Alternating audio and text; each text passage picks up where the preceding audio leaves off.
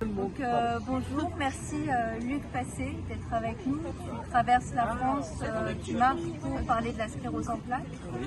Et merci Dr Chloé Prunis de se joindre à nous également, neurologue au CHU de Nancy. Écoutez, merci de m'accueillir. Et donc moi j'avais des questions à vous poser en tant que médecin. Quels sont les grands progrès je dirais, de ces 10 dernières années et surtout maintenant, parce qu'il y a encore une quinzaine d'années, il n'y avait pas l'IRM, et aujourd'hui l'IRM a été quand même un grand progrès, une grande progression dans le diagnostic, mais après par rapport au traitement, voilà, où on en est dans les traitements. Alors du coup, oui, effectivement, il y a eu plusieurs progrès, déjà effectivement sur les IRM, sur les critères diagnostiques aussi. On peut désormais poser le diagnostic dès les premiers symptômes. Et après, en termes de traitement, effectivement, maintenant on a un arsenal thérapeutique très large.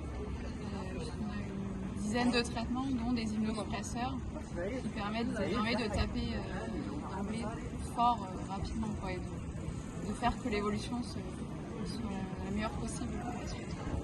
D'accord.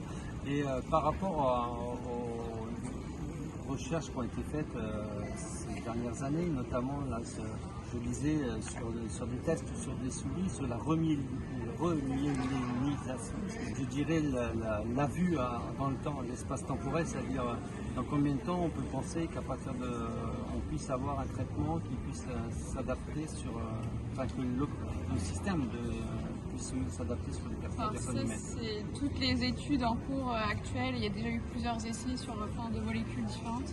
Pour l'instant, ça n'a pas abouti, mais effectivement, le but actuel, c'est de trouver un médicament qui permettra de reviser, mais pour l'instant, il n'y a rien de concret.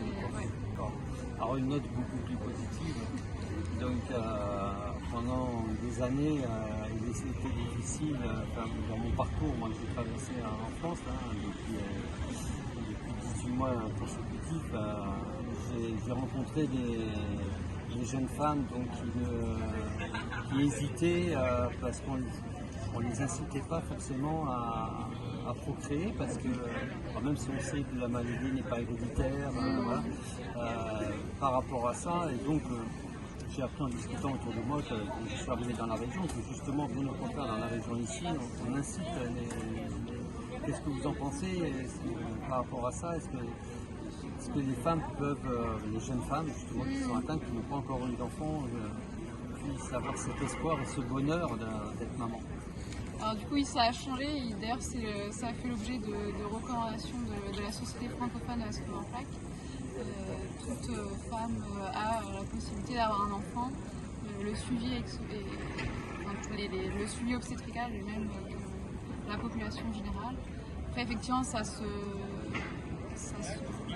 prépare avant. Il faut en discuter avec son neurologue. Il faut parfois adapter le traitement. Il y a des traitements qui ne sont pas compatibles avec la sclérose en plaques. Mais tout ça, c'est quelque chose qui est faisable. Et on a plein de naissances de patients qui ont la sclérose en plaques. Ça se passe très bien. Bon, ça c'est une très bonne nouvelle. Merci à tous les deux pour toutes les questions que vous pourriez avoir, alors pas que sur les traitements, mais sur la maladie au quotidien, sur le vivre avec, et si vous avez besoin d'un accompagnement, infirmier, psychologue, neuropsychologue, voilà, social également, le réseau l'ORCEP est là, on vous accueille avec plaisir, par mail, par téléphone, et on vient aussi à votre rencontre. Voilà. Et n'hésitez surtout pas à nous retrouver sur les différents événements. Pour avoir toutes les infos, rendez-vous sur notre page Facebook et le site internet.